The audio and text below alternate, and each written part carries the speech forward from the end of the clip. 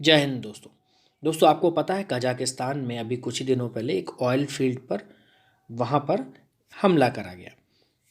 Kazakhstan में गृह युद्ध जैसे हालात हो गए हैं, जिसे देखते हुए सामूहिक सुरक्षा संधि संगठन, जैसे बोलते हैं आप CSTO, collective security treaty organisation के द्वारा कजाकिस्तान में बढ़ती अशांति को कम करने में मदद करने के लिए हाल ही में एक सैन्य दल भेजा गया।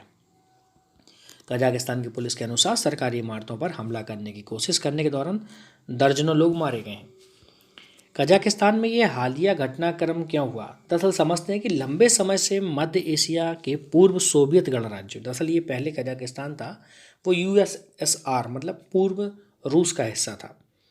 ठीक है, और ये सबसे समृद्ध रूप में देखा जाता था। ऊर्जा संसाधनों से समृद्ध है कजाकिस्तान और कई दशकों में पहली बार सबसे बड़े दशक का संकट का सामना कर रहा है।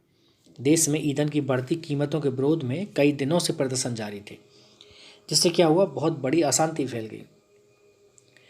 अब जो CSTO मतलब सामूहिक सुरक्षा संधि संगठन ने वहाँ पर जो सेना भेजी है मदद करने के लिए, वो क्या है समझते हैं। दरअसल ये जो CSTO है एक अंतर सरकारी सैन्य संगठन है।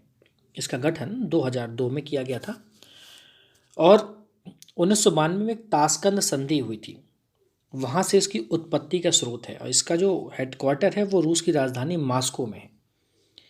CSTO का जो उद्देश्य है वो स्वतंत्रता, क्षेत्रीय अखंडता और संप्रभुता के सामूहिक आधार पर सदस्य देशों की साइबर सुरक्षा और स्थिरता सहित शांति, अंतर्राष्ट्रीय और क्षेत्रीय सुरक्षा को मजबूत करना है।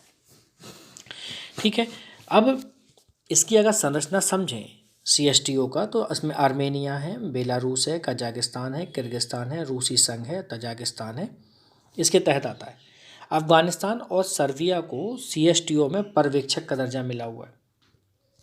अब इस संगठन की अगर सदस्यता कोई लेना चाहता है तो उसके लिए कुछ शर्तें तय की गई हैं कि सामूहिक सुरक्षा संधि संगठन की सदस्यता का अर्थ है कि सदस्य देश नाटो जैसे अन्य सैन्य गठबंधनों में शामिल नहीं हो सकते और ऐसे गठबंधनों के साथ अपने संबंधों को सीमित करना अनिवार्य होगा।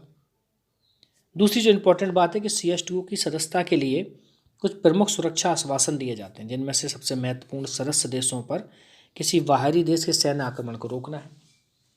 उसमें सभी लोग इस सदस्य वाले एक हो जाएंगे।